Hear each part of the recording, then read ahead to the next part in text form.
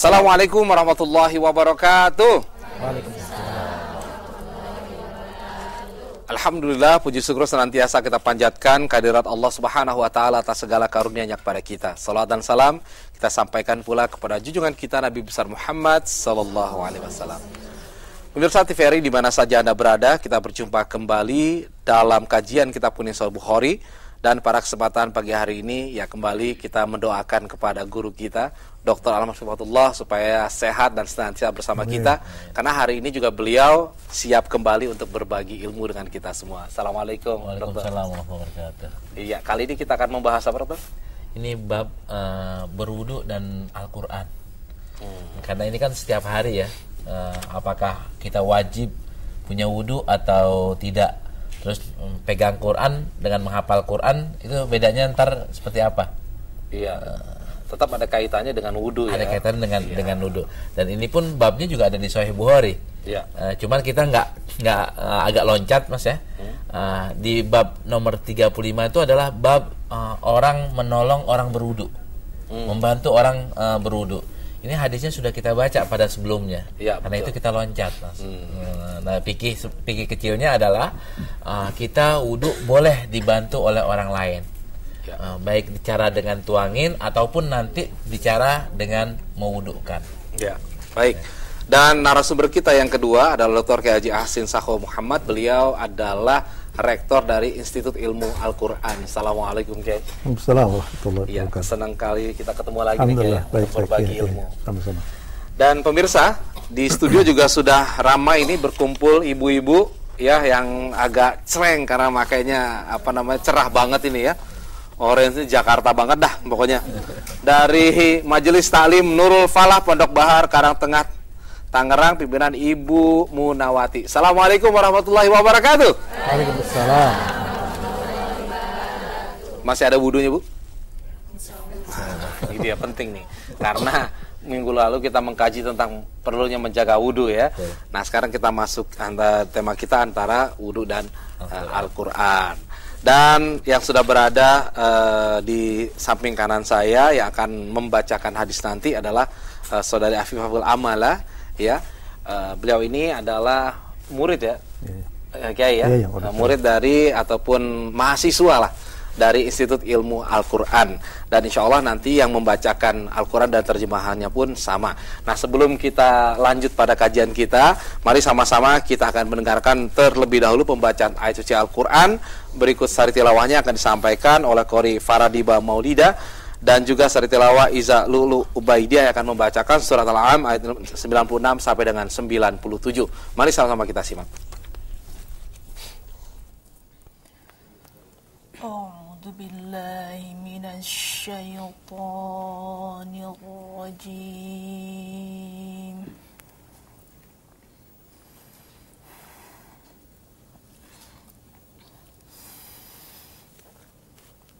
Bismillahirrahmanirrahim.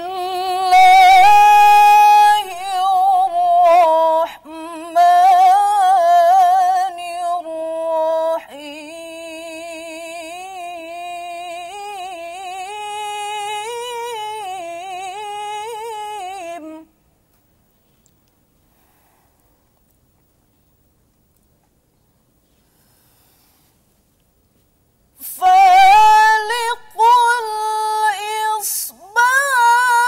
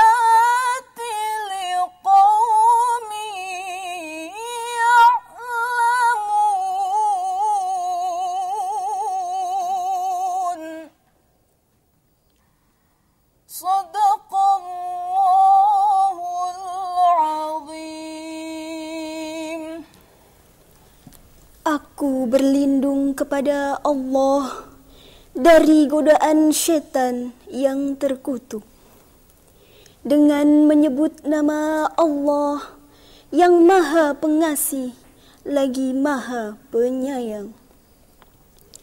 Dia menyingsingkan pagi dan menjadikan malam untuk beristirahat, dan menjadikan matahari dan bulan untuk perhitungan.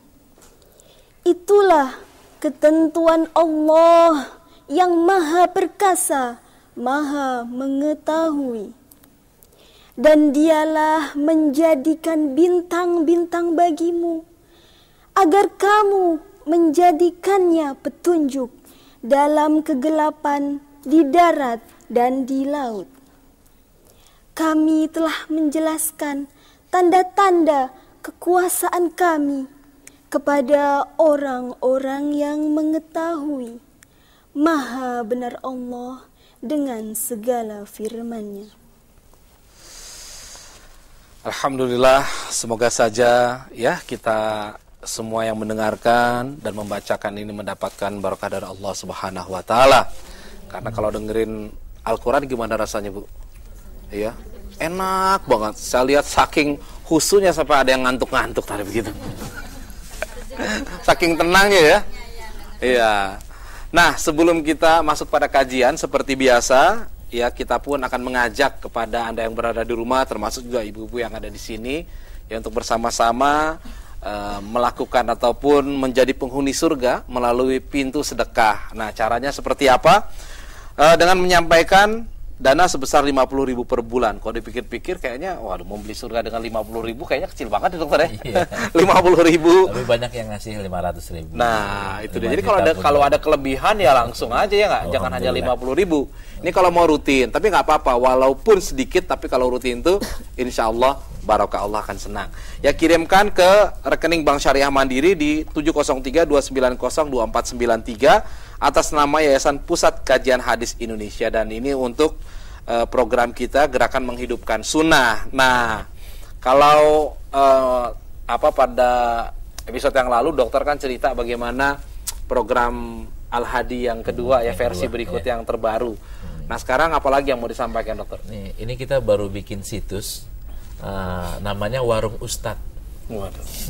Warung Ustadz. Isinya apa? Isinya semua Ustadz. Mau nyari Ustadz siapa aja ada di situ. Kalau yang tadi kan PID itu kan Pustakaan Islam Digital, nyari kitab apa aja ada, Bu. Ya, ya. Asal Islam ya, kitab Islam ada. Nah, sekarang nih silahkan lihat di layar kaca, cari Ustadz siapa aja ada. Mau Ustadz Yusuf Mansur, Ustadz Arifin, Pak Quraisy Shihab, Pak Prof Ali Mustafa Yaakob, Pak Prof Nasaruddin, Dr. Lutfi juga ada, Kiai Gusmus ya, Kiai Zainuddin MZ, Mama Dede, Ummu Quratul Uyun, siapa aja ada, dan tema-temanya ada, tapi melalui internet. Jadi dikumpulin di situ ya? Dikumpulin di situ. Ada yang mau suaminya lagi marah-marah, lihat nasihat perkawinan. Anaknya bandel banget, lihat nasihat cara mendidik anak. Nggak tahu cara wudhu, lihat kajian kitab kuning Sahih Bukhari. Subhanallah. Ini luar biasa kok dokter terpikir untuk membuat warung ustadz. Kenapa nggak warung Dokter Lutfi misalnya? Soalnya kayak gini, ketika kita mencari di internet Mas ya, kita mencari yang positif, kadang-kadang yang negatif muncul. Tanpa diundang, itu yang negatif muncul. Nah, di warung ustadz nanti yang negatif nggak ada. Iya. Yang ada yang blok ya. Udah di blok. Luar biasa, itu yang negatif sedemikian agresifnya. Iya. Kenapa kita kemudian yang positif kita juga tidak membuat yang agresif juga ya? Silakan buka di warungustaz.com. Warungustaz.com. Subhanallah. Ini sebuah kearifan ya dari Dr. Lutfi demikian juga dengan teman-teman di Pusat Kajian Hadis, bagaimana memunculkan tidak hanya Dr. Lutfi aja yang punya warungnya gitu ya. Bahkan beliau membuka kesempatan kepada yang lain, dan bahkan mungkin ustadz-ustadz yang mau mendaftar juga boleh dokter ya. Ya silakan, asal positif ya, asal positif. Emang ada ustadz yang nggak positif kan? Enggak, dan artinya tidak mengkafir-kafirkan, tidak menghujat, bijak. Berarti gitu. Tim Dr. Lutfi dulu akan melihat. Subhanallah, ini sebuah bentuk ukhuwah Islamiyah yang terwujud ya via ini nih dunia maya begitu. Baik. Nah pemirsa, sebelum kita masuk pada kajian kita akan jeda dulu untuk menyimak yang satu ini tetap bersama kami dalam kajian Kitab Kuning Sahih Bukhari.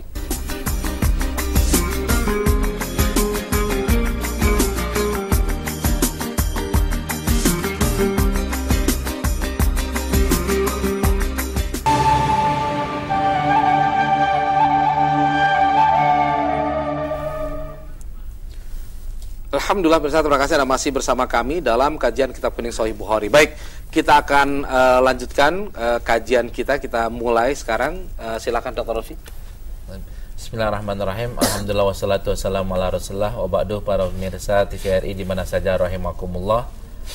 Hari ini kita akan lanjutkan kajian kita, namun sebelum kita lanjutkan kita bacain doa Fatihah dulu ya. Buat semua yang terlibat di TVRI-nya, buat para pemirsa semuanya, buat yang sudah membantu pusat kajian hadis, mudah-mudahan imannya tambah kuat, mudah-mudahan rezekinya tambah luas, mudah-mudahan segala urusannya dimudahkan oleh Allah Subhanahu wa taala. Ini ada mungkin 1 juta kali Mas yang akan membacakan doa. Ya, kita baca Al-Fatihah. Bismillahirrahmanirrahim. Alhamdulillahirabbil alamin, arrahmanirrahim, maliki yaumiddin. Iyyaka na'budu wa iyyaka nasta'in, shiratal mustaqim, shiratal ladzina an'amta 'alaihim, ghairil maghdubi 'alaihim waladdallin. Baik, babnya bab ke-36 dari Kitabul Wudu, yaitu bab qiraatul Quran ba'dal hadas wa ghairi. Nah, itu apa yang dimaksud dengan bab ini? Kita kan yang paling sering kita baca Quran ya sebagai seorang muslim. Nah, kalau saya nggak punya wudu, boleh baca Quran atau enggak? Nanti kan beda antara membaca dengan memegang. Teks hadisnya yang mana? Kalau ada yang bilang, oh boleh, abang bilang nggak boleh. Sekarang kita nih mainannya adalah teks hadisnya mana? Nah, teks hadisnya kita baca nih sekarang nih. Pendapat ulamanya kayak gimana? Nanti juga beliau adalah Al-Hafiz ya, selalu jadi juri. Pak Kiai ini selalu jadi juri musabaqah tilawatil Quran. Ya. Silahkan dibaca hadisnya. Pemirsa bisa lihat di layar kaca. Bismillahirrahmanirrahim. Qala al-Imam Al-Bukhari rahimahullahu ta'ala, babu qiraatil Qur'an ba'dal hadathi wa ghairihi. Wa qala Mansurun an Ibrahim, la ba'sa bil qiraa'ah fil hammam wa bi katbir risalah ala ghairi wudu'. Wa qala Hammadun an Ibrahim, in kana 'alaihim izarun fasallim wa illa fala tusallim. Qala haddatsana Isma'il qala haddatsani Malik an Makhramah bin Sulaiman an Quraib bin Maula bin Abbas anna Abdullah bin Abbas akhbarahu annahu bata laylatan 'inda Maimunah zawjin Nabi sallallahu alaihi wasallam wa hiya khalatuh fattaja'tu fi ardil wisadah wa taja'a Rasulullah sallallahu alaihi wasallam wa ahluhu fi tuliha fanama Rasulullah sallallahu alaihi wasallam hatta idza intashafa al-lail أو قبله بقليل أو بعده بقليل استيقظ رسول الله صلى الله عليه وسلم فجلس يمسح النوم عن وجهه بيده ثم قرأ العشر الآيات الخواتم من سورة آل عمران ثم قام إلى شن معلقة فتوضأ منها فأحسن وضوءه ثم قام يصلي قال ابن عباس فقمت فصنعت مثل ما صنع ثم ذهبت فقمت إلى جنبه فوضع يده اليمنى على رأسي وأخذ بأذن اليمنى يفتلها فصلى ركعتين ثم ركعتين ثم ركعتين ثم ركعتين ثم ركعتين ثم ركعتين ثم أوتر ثم اضطجع حتى أتاه المؤذن فقام فصلى ركعتين خفيفتين ثم خرج فصلى الصبح. Ya. Bab sebentar. Bab membaca Al-Quran setelah hadas dan lain-lain. Abdullah ibn Abbas bercerita bahwa dia suatu malam pernah bermalam di rumah Maimunah, istri Nabi SAW dan bibinya dari pihak ibu. Ibn Abbas berkata, aku berbaring di sisi bantal sementara Nabi SAW dan istrinya berbaring pada bagian panjang tengahnya. Rasulullah SAW lalu tidur hingga pada tengah malam atau kurang sedikit atau lewat sedikit. Beliau bangun dan duduk sambil mengusap sisa-sisa kantuk yang ada di wajahnya dengan tangan. Beliau kemudian membaca 10 ayat terakhir dari surat Ali Imran, kemudian berdiri menuju tempat wudhu. Beliau lalu berwudhu dengan memperbagus wudhunya lalu sholat. Ibn Abbas berkata, maka aku pun ikut dan melakukannya sebagaimana yang beliau lakukan. Aku lalu berdiri di sampingnya, beliau kemudian meletakkan tangan kanannya di kepalaku seraya memegang telingaku dan memutarnya. Kemudian beliau salat 2 rakaat, kemudian 2 rakaat, kemudian 2 rakaat, kemudian 2 rakaat, kemudian 2 rakaat, kemudian 2 rakaat, kemudian witir. Setelah itu beliau tidur berbaring sehingga muadzin mendatangi beliau. Beliau lalu berdiri dan sholat 2 rakaat ringan, kemudian keluar untuk menunaikan sholat subuh. Nah, di teks hadisnya ada yang ketinggalan terjemahannya. Kita lihat babnya. Ibrahim berkata, la ba'sa bil qira'ah fil hammam. Tidak apa membaca Quran di hammam. Di hammam tuh di tempat mandi umum. Terus boleh juga menulis risalah, menulis surat, ada Qurannya tanpa dia punya wudu. Dan dari Hamad, dari Ibrahim, kalau dia ada yang beri salam, kalau lagi telanjang bulat, jangan jawab kalau ada orang beri salam. Tapi kalau umpamanya udah pakai sarung, ada yang beri salam, silahkan jawab. Nah, ini banyak permasalahan yang kita bisa kupas di sini. Pertama dari hammamnya. Hammamnya orang Arab dengan hammamnya orang Indonesia beda. Di hammamnya orang Arab, orang mandi beramai-ramai dan mandinya nggak ada WC di situ. Tempat mandi sama tempat buang air besar terpisah. Nah, kalau umpamanya fil hammam di sini, orang boleh nggak baca Quran? Di sini dikatakan riwayat Ibrahim atau pendapat Ibrahim, boleh orang membaca Quran di hammam. Tapi kalau orang yang di kita nih, yang tempat kamar mandinya ada WC-nya, banyak yang berpendapat tidak boleh karena ada WC-nya. Ada WC-nya. Nanti ada pendapat yang lainnya, nanti Pak Kiai akan menjelaskan. Tapi kalau saya nggak punya wudu, saya nulis surat nih, atau nulis apa, Bismillahirrahmanirrahim gitu. Bismillahirrahmanirrahim kan Quran. Boleh nggak saya tidak punya wudu? Jawabannya adalah boleh. Terus kita lagi mandi, ada orang, Assalamualaikum. Boleh nggak jawab? Kalau lagi telanjang bulat, jangan dijawab. Gue lagi mandi, gitu kan jawabannya gitu. Kalau gue lagi mandi kan boleh, tapi kalau umpamanya beri salam, jangan jawab salam pakai waalaikumsalam. Akan tapi jawab gue lagi mandi. Itu semacam penghargaan atau apa sebenarnya, dokter? Ya, yang mana? Penghargaan terhadap Al-Quran? Iya, yang tidak menjawab salam ketika lagi mandi maksudnya. Penghormatan ya. Penghormatan. Bolehkah kita baca Quran di hammam ya? Tadi saya ingin memilah tadi itu. Harus dibedakan kalau rumah ibu, apakah dipilah antara WC dengan kamar mandi? Campur. Kalau campur maka fikihnya boleh jadi ada khilaf. Tapi kalau terpisah, banyak ulama yang termasuk Imam Bukhari mengatakan tidak apa dia membaca Quran di kamar mandi yang tidak ada WC-nya. Nah, terus kalau hadisnya ini kan cerita Ibn Abbas ya. Ibn Abbas nginep di rumah encingnya, bibinya. Terus Rasulullah tidur di sebelah sini, Ibn Abbas di sebelah sini. Terus Rasulullah bangun tengah malam atau kurang dikit atau lebih dikit. Terus Rasulullah sholat, wudunya sendiri. Di riwayat yang lainnya, di kesempatan yang lainnya, wudunya dituangin oleh Ibn Abbas. Di kesempatan nginep yang lainnya lagi, Rasulullah ke WC-nya airnya disiapin oleh Abdullah bin Abbas. Dan Abdullah bin Abbas didoain oleh Rasulullah SAW. Hadisnya udah kita baca, Pak. Ya. Nah, pas lagi ini Rasulullah pas bangun tengah malam, pas ngendusin kayak gitu, ternyata beliau baca Quran. Habis tidur, belum wudu, udah baca Quran 10 ayat. Baru kemudian wudu. Terus sholat tidur lagi, terus bangun, sholat lagi, sholat qobliyah subuh, terus baru pergi keluar untuk sholat subuh. Apa fikih yang ingin diangkat oleh Imam Bukhari di sini? Bahwa membaca Quran itu tidak wajib punya wudu. Tidak wajib punya wudu. Ini bab yang ingin diangkat oleh Imam Bukhari di bab ini. Ya, itu dokter sedikit. Membaca dalam kaitan memegang dan membaca sama menghafal itu sama atau beda? Nah, kalau kita mau tarik ke sejarahnya, emang di zaman Rasulullah udah ada ginian di Quran? Kan belum. Ya. Berarti ketika membacanya kan berarti membaca hifzon, Ya. pakai cara menghafal.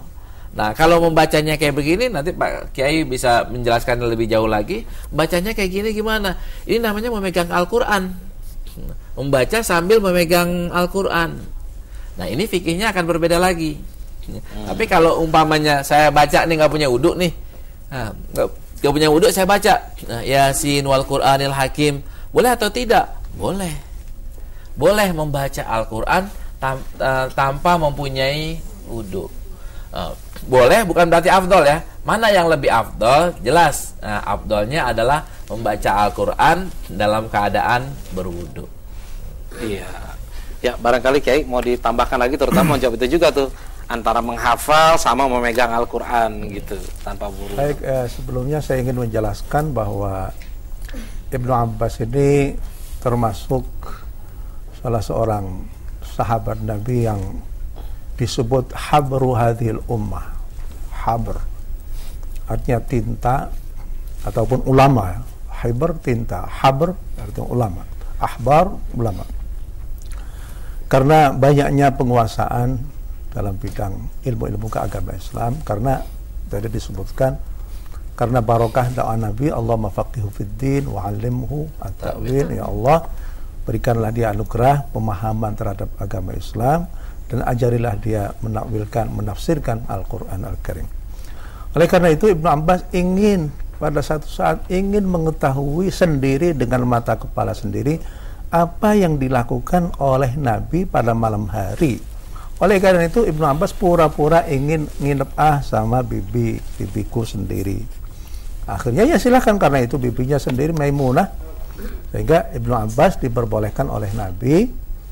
Ini kalau orang nggak ada tujuannya bagaimana? Rumahnya Nabi itu kan sedikit, kecil, kamar saja begitu. Ibnu Abbas ingin nyempet di situ, ngerti nyempet ya? Dan belum balik. Belum balik. Ya, jadi Ibnu Abbas di tengah, Nabi di sebelah sini, Maimunah di sebelah sini.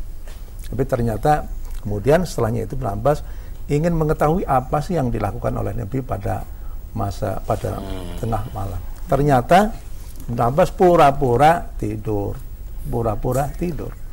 Kemudian Nabi sudah tidur, kemudian kata Nabi, namal ghulayyim. Wah, anak kecil ini sudah tidur, Pak. Akhirnya Nabi bangun dan kemudian mengusap-ngusap kedua matanya, inna fi khalqis samawati wal ard wa ikhtilafil laili wan nahar la ayatil lil albab alladzina yadhkuruna Allah, dan sampai akhir ayat. Ini menunjukkan bagaimana Nabi itu hidupnya selalu bersama dengan Al-Quran. Nabi selalu bersama dengan Allah Subhanahu wa ta'ala sampai pada saat beliau baru bangun dari tidurnya, yang disebutkan, yang dibaca itu Al-Quran Al-Karim, dan yang dibaca itu adalah ayat-ayat yang berkaitan dengan kemahabesaran Allah Subhanahu wa ta'ala. Lihat saja di dalam terjemahan, inna fi khalqis samawati wal ardi wa ikhtilafil laili wan nahar la ayatin liulil albab. Jadi orang yang ulul albab, orang yang mempunyai akal, orang yang mempunyai hati, mereka itulah yang akan bisa merasakan kebesaran Allah Subhanahu wa ta'ala di alam semesta ini. Pergolakan siang dan malam itu semuanya adalah karena kemahabesaran Allah Subhanahu wa ta'ala. Nah, kemudian yang berkaitan dengan apa yang disebutkan oleh Pak Lutfi tadi, memang orang membaca Al-Quran itu berjenjang. Ada yang paling bagus membaca Al-Quran itu adalah orang yang membaca Al-Quran pada waktu sholat. Ini yang paling bagus.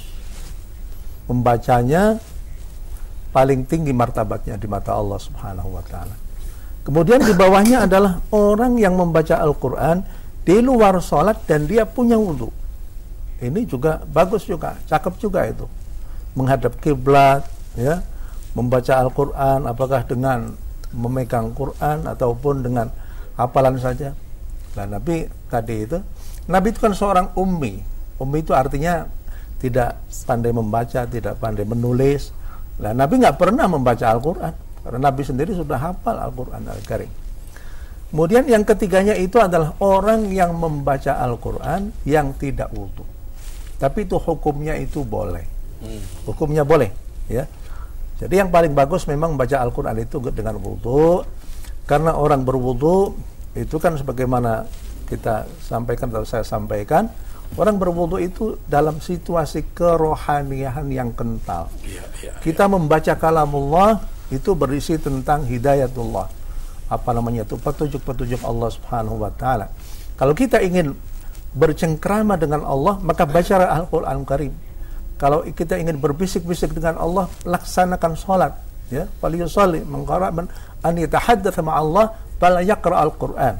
Falyaqra'il Qur'an. Barang siapa yang ingin berbincang-bincang dengan Allah, bacalah Al-Qur'an Al-Karim. Nah, orang kalau mau berbincang dengan Allah, maka kita harus, bagusnya itu adalah kita mempersiapkan diri secara kerohanian dan juga kita membersihkan diri. Kalau orang mau berbicara dengan presiden, nah kita akan berbicara dengan Allah, ya kita harus mempersiapkan diri. Bagusnya itu kita mempersiapkan diri karena yang akan bicara, yang akan kita ajak bicara itu adalah Allah Subhanahu wa taala. Subhanallah. Jadi sudah jelas ya bagaimana kedudukannya, artinya ya yang kita harapkan kan kita selalu ingin selalu yang lebih baik, betul nggak Bu? Kalau bisa melakukan yang lebih baik, kenapa tidak begitu? Tapi kalau seandainya ya tidak pun jangan jadi penghalang. Misalkan ibu-ibu lagi jalan nih, biasa tamasya gitu kan? Biasanya pada suka jalan nggak Bu? Naik bus gede gitu. Nah di jalan nih batal wudu kan, mau baca Quran, ada yang baca, jangan baca. Kan nggak wudu nih, mau wudu masa kita mau setiap kali berhenti, biasanya kagak nyampe ntar ya. Nah kalau yang kayak gitu silakan aja dokter kali ya. Silakan, iya, tanpa memegang mushaf. Oh tanpa megang. Iya, kalau megang harus wudu jadi. Megang tuh ada perbedaan lagi. Yang bab ini kan membaca bukan membaca begini ya kan, tapi menghafal. Baca kita menghafal. Nanti kan pikirnya saya bawa laptop nih. Saya bawa laptop. Ya. Nanti gimana nih Pak Kiai ini? Saya laptop, saya buka nih Al-Qur'an. Itu harus saya punya wudu atau di handphone, di gimana? iPad. Terus juga saya lagi mampir ke rumah Mas Agus nih. Tahu-tahu ada hiasan di dindingnya ya kan, banyak tuh kan hiasan dinding, ada qul huwallahu ahad, ada surat-surat yang lainnya. Ini saya diemin aja, saya lihat kayak gini atau saya baca? Oh saya nggak punya wudu. Kan Nabi pernah baca tanpa punya wudu. Ya udah baca aja Bismillahirrahmanirrahim, qul huwallahu ahad, Allahus samad, lam yalid walam yulad walam yakul lahu kufuwan ahad. Artinya boleh membaca tanpa punya wudu, iya. Tapi kalau tadi jadi kalau akan dibahas nanti. Kalau memegang tanya yang hafiznya nih, gimana fikihnya. Saya sebelumnya ingin memberikan komentar sedikit tentang ayat tersebut, alladzina yadhkurunallaha qiyaman wa qu'udan wa 'ala junubihim. Jadi orang yang ulul albab itu siapa? Orang yang punya akal, punya hati itu siapa? Adalah orang yang dari waktu ke waktu selalu ingat kepada Allah Subhanahu wa taala, qiyaman pada waktu dia itu berdiri salat, wa qu'udan pada waktu dia itu duduk, wa 'ala junubihim pada waktu dia itu dalam keadaan terlentang. Nah, Nabi itu mempraktikkan ayat tersebut.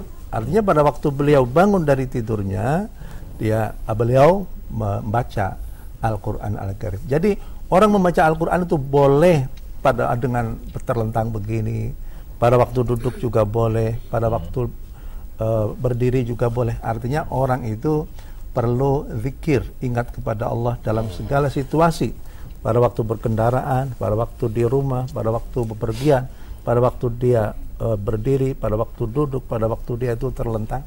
Ini adalah merupakan isyarah dari Imam Bukhari, bagus sekali. Hal yang semacam ini. Akan halnya dengan membaca Al-Quran, apakah pada waktu membaca mushaf. Jadi Al-Quran itu yang kita baca. Kalau mushaf itu adalah benda yang ditulis di dalamnya itu adalah kalamullah. Ini mushaf.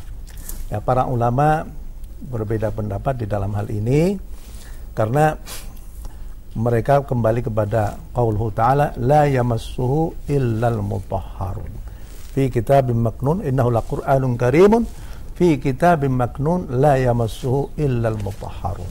Ini adalah merupakan kitab Al-Qur'an yang tersimpan di Lauh Mahfuz, la yamassuhu fi kitab la yamassuhu illal mutahharun, yang tidak disentuh kecuali oleh mereka-mereka yang disucikan oleh Allah Subhanahu wa taala.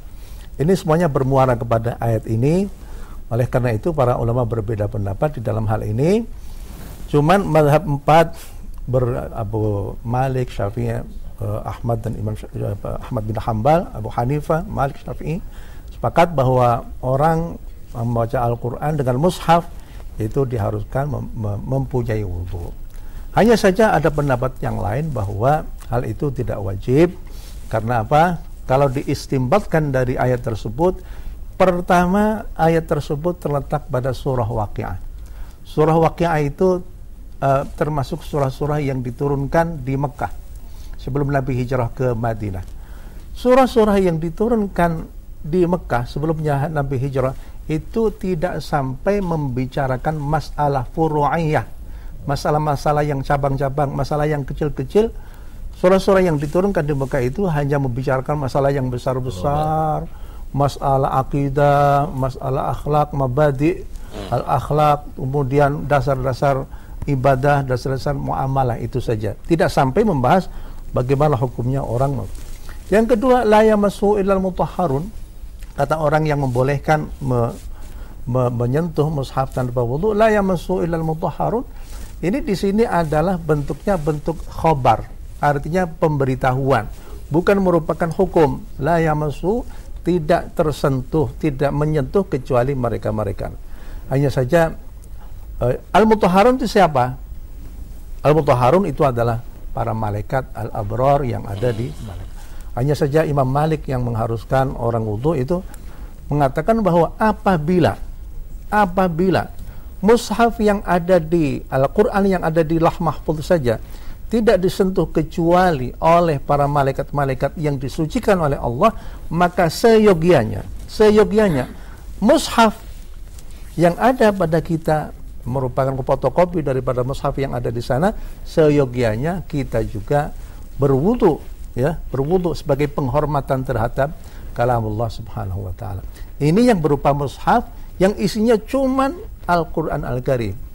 Lah, masalah mushaf yang bercampur dengan tarjamah, mushaf yang bercampur dengan tafsir, di mana prosentasi daripada terjemahannya, prosentasi dari tafsirannya itu lebih banyak daripada ayat Qur'annya itu sendiri, maka para ulama membolehkan memegang kitab tafsir, memegang itu tanpa wudu. Begitu juga termasuk apa yang ada di dalam laptop. Di dalam laptop ini kan isunya ribuan kitab. Di antaranya adalah ayat-ayat Al-Qur'an Al-Karim. Maka oleh karena itu boleh kita menyentuh laptop ataupun juga kita memegang handphone. Ya. Handphone yang ada di dalam handphone itu isunya macam-macam juga itu. Misalkan yang benar maksudnya. Iya, tapi jangan sampai pertama kalau kering handphone itu jangan sampai menggunakan Al-Qur'an. Ini menurut saya karena apa? Siapa tahu handphonenya dibawa ke WC. Pada waktu kita berada di WC yang terdengar itu ayat Al-Qur'an. Ini kan ayat juga itu. Ya, baik. Kita tahan dulu, Kiai. Alhamdulillah penjelasannya sungguh panjang lebar. Nah, saya kira di rumah juga masih penasaran pengen mendapatkan apa ketegasan ini nanti gitu ya. Kita tahan dulu karena kita akan kembali setelah pesan-pesan yang berikut ini. Tetap bersama kami dalam kajian Kitab Kuning Sahih Bukhari.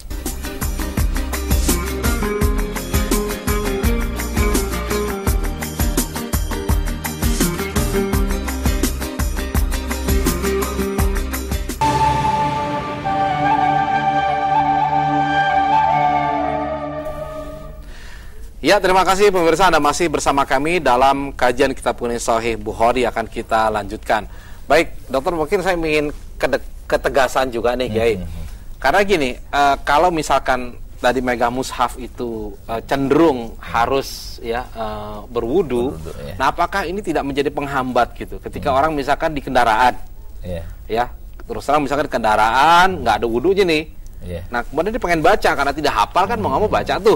Nah, kalau seandainya tidak boleh, bukankah itu akhirnya menjadi penghambat orang jadi ingin membaca begitu? Nah, jawabannya kan ini naik kendaraan. Jawabannya bawalah MP3, masukin ke sinanya, setel. Kalau mobil nggak punya gituannya? Dengerin.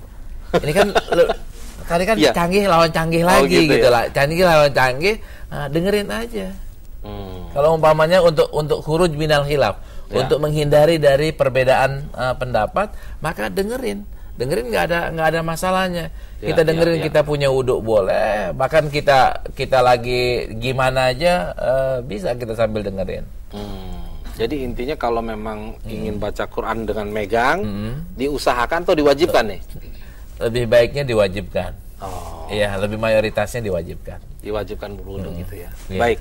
Nah, sekarang kita akan berikan kesempatan kepada ibu-ibu untuk bertanya. Silakan Ibu dari sebelah kiri saya dulu. Assalamualaikum warahmatullahi wabarakatuh. Waalaikumsalam warahmatullahi wabarakatuh. Nama saya Sri Fatuna dari Majelis Taklim Nurul Falah, Pondok Bahar, Tangerang. Kalau Mas Ahmad tuh semangat dikit gitu kenapa ya? Ya silakan. Ustadz, saya mau nanya masalah hadas besar, bisa nggak baca Quran? Terus kalau mau baca juz amma perlu wudhu nggak, Ustadz? Gitu ya? Iya. Misalkan lagi head maksudnya begitu? Iya. Iya, baik. Gitu. Waalaikumsalam warahmatullahi wabarakatuh. Waalaikumsalam warahmatullahi wabarakatuh. Silakan penanya yang berikutnya. Assalamualaikum warahmatullahi wabarakatuh. Waalaikumsalam warahmatullahi wabarakatuh. Nama saya Nurmah dari Pondok Bahar, Karangtengah, Tangerang. Pak Ustadz, saya mau bertanya tentang boleh tidak membaca Al-Quran atau sholat atau pengajian yang di dalam rumah tersebut ada cipitengnya gitu maksudnya. Di bawahnya ya, tanah, dalam tanah maksudnya. Di dalam tanahnya. Apa di ruang tamu cipitengnya? Ada yang di ruang tamu, ada juga yang di kamar gitu. Misalnya di rumah yang kayak rumah kontrakan. Tapi tetap di bawah kan? Di bawah maksudnya. Itu saja yang saya tanyakan. Assalamualaikum warahmatullahi wabarakatuh. Waalaikumsalam warahmatullahi wabarakatuh. Luar biasa ya rumah sekarang itu. RSSSSS. Rumah apa? Sangat sederhana sehingga saya susah selonjor sama saudara sendiri gitu. Ya, silakan pertanyaan berikutnya. Assalamualaikum warahmatullahi wabarakatuh. Waalaikumsalam warahmatullahi wabarakatuh. Saya mau nanya nih Pak Ustadz. Tadi uraiannya kan membaca Al-Quran tuh boleh sambil tidur gitu, sambil berbaring, atau sedang apa aja gitu, sedang duduk begitu boleh ya Pak Ustadz ya. Terus pertanyaan saya, kalau setelah bersenggama gitu dengan suami, boleh apa enggak gitu Pak Ustadz? Misalkan mau tidur nih Pak Ustadz ya, seenggaknya kan baca doa tidur, baca ayat kursi begitu Pak Ustadz. Ya, itu pada sesudah Bu ya. Kalau saya malah kalau pada saat supaya anaknya jadi baik gitu, boleh nggak itu? Sekalian aja kita tanyain ya, saya boleh tanya Anda. Ya Pak, makasih Pak. Assalamualaikum warahmatullahi wabarakatuh. Waalaikumsalam warahmatullahi wabarakatuh. Silakan Dokter. Kita bagi-bagi nanti jawabannya ya, atau dilengkapi oleh Pak Kiai. Nah, soal di bawah, mak itu hitungannya boleh. Kan dia tertutup. Nah kalau sekarang nih, kalau kita di hotel tingkat berapa nggak boleh tuh, karena di bawah aja adalah sepiteng semuanya. Nggak boleh kok. Kalau itu udah beda itu boleh. Terus kalau misalnya ada kan disarankan, ada beda antara berdoa dengan membaca Quran. Kadang-kadang kan doa yang kita baca itu adalah bagian dari Quran. Nah, cuman kan niatnya beda. Kalau kita niatnya berdoa, ya nggak apa-apa. Tapi kalau misalnya niat membaca Quran, maka lebih baik jangan baca Quran dalam kondisi hadas besar. Soal nanti itu pas lagi mau senggama, yang diperintahkan kan awalnya dulu, ngawalin dulu. Awalnya pas mau tidur baca Quran dulu. Bahkan di hadis yang lainnya suruh hatamin sepertiga Quran. Baca Quran dulu, ntar kan tengah malam. Nah tengah malam tahajud dulu atau melakukan kewajiban dulu. Yang enaknya yang mana aja dah. Mau tahajud dulu boleh, mau melakukan kewajiban suami istri boleh. Tapi kalau saya disuruh milih, saya milih tahajud dulu. Nah nanti ketemu semuanya. Alasannya apa Dokter? Alasannya yang tadi antum tanyakan. Udah kejawab itu. tahajud dulu baru melakukan kewajiban yang lain. Oh gitu ya. Iya. Mau ada yang tadi? Baik, ya. Saya Atau kira, silakan. seorang yang ingin punya keturunan yang bagus, yang soleh, itu senantiasa unsur kerohanian yang ada pada diri bapak atau ibu itu selalu dibina. Karena apa? Unsur kerohanian itu akan menempel kepada DNA kita itu. DNA kita itu akan akan dipengaruhi oleh unsur-unsur kerohanian yang ada pada kita. Pada saat seorang itu berhubungan dengan istrinya, maka DNA, sifat-sifat yang menjadi karakteristik seseorang itu akhirnya meluncur kepada rahim seorang istri. Dan kalau sudah begitu, maka diharapkan anak itu akhirnya menjadi anak yang soleh, anak yang bagus, taat kepada kedua orang tuanya. Oleh karena itu, apa yang dikatakan oleh Pak Ustaz Lutfi adalah bagus. Karena apa? Sebelumnya orang melakukan hubungan dengan istrinya, dia terlebih dahulu sholat 2 rakaat dulu, membaca apa yang perlu dibaca. Hanya saja kadangkala ada orang yang nggak sabaran, ya mau sholat dulu nggak sabaran dulu. Jadi bisa jadi kalau yang masih pengantin baru, lah itu bisa langsung kepada istrinya. Tapi kalau sudah pengantin lama, yaitu baca Al-Hadiyun Nabawi atau petunjuk Nabi. Itu kan sebelum melaksanakan itu kan doanya sudah hafal semua, Bu ya. Allahumma jannibna minasyaitan wa jannibis syaitana ma razaqtana. Itu adalah apa yang disunnahkan oleh Nabi kepada kita kaum muslimin ya. Tapi pada saat ada satu hadis, karena Rasulullah sallallahu alaihi wasallam yadhkurullaha fi kulli ahyanihi ma lam yakun junuban. Rasul alaihi salatu wasallam itu selalu berzikir kepada Allah pada seluruh waktunya itu, kecuali pada saat beliau itu mempunyai junub, ma lam yakun junuban. Pada saat Rasulullah itu mempunyai junub, artinya setelah melakukan hubungan dengan istri-istrinya, Nabi tidak pernah membaca Al-Quran Al-Karim ya. Tapi kalau wirid-wirid yang lain nggak apa-apa. Jadi wirid-wirid yang lain itu nggak apa-apa selama itu bukan Al-Quran Al-Karim, kecuali apabila apa yang dikatakan oleh Pak Lutfi bahwa kadang-kala ada unsur-unsur doanya juga begitu ya. Tapi akan lebih bagus adalah menghindarkan diri membaca Al-Quran Al-Karim, tapi yang dibaca itu adalah doa-doa yang lainnya, astagfirullahaladzim, ataupun yang lain-lainnya. Baik, saya ingin ini. Ya, silakan, Dokter. Karena kita ngajinya hadis, ngajinya Sahih Bukhari, maka kalau kita mau ngikuti sunnah, ya jangan seperti yang Mas Agus tadi tanyain. Udah yang Rasulullah ajarin aja. Gitu maksudnya. Apa yang Rasulullah ajarin tadi udah kita jawab, itu sudah selesai. Gitu ya. Baik. Jadi harus mengikuti, jangan improvisasi sendirilah kira-kira gitu. Betul. Dokter ya. Allahu Akbar, Ibu jawab walillahil hamd. Baik, saya kira kita akan seru amat yang di situ. Langsung pada molek nih kayaknya nih. Silakan Dokter, kita akan memberikan jawaban ya terhadap yang memberikan jawaban kuis. Siapakah yang menang gitu ya. Pertanyaannya kan mengapa istinsyar itu tidak wajib? Ini memasukkan air ke hidung tidak wajib.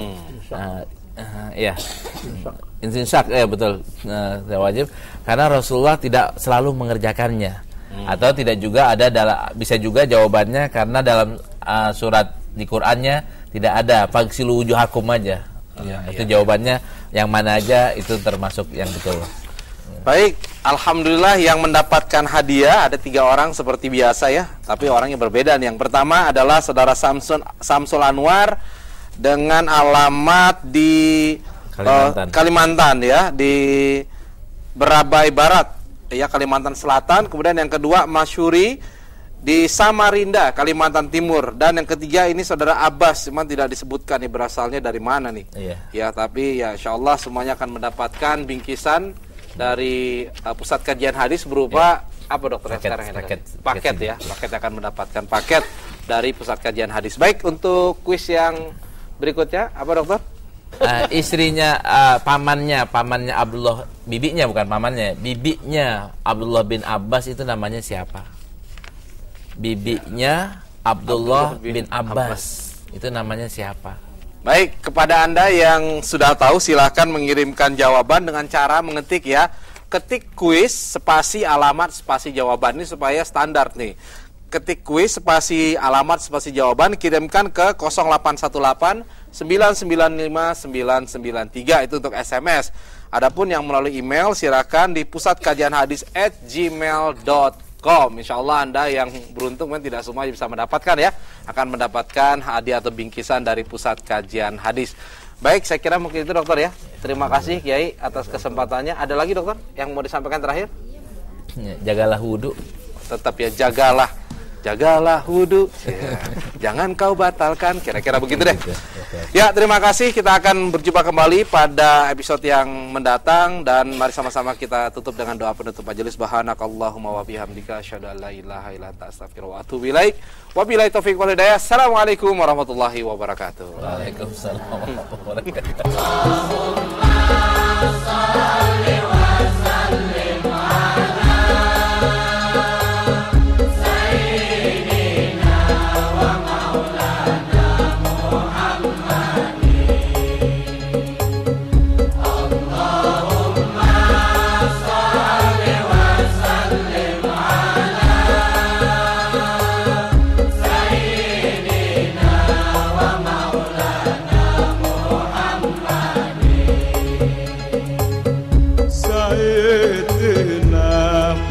Muhammadin wa alihi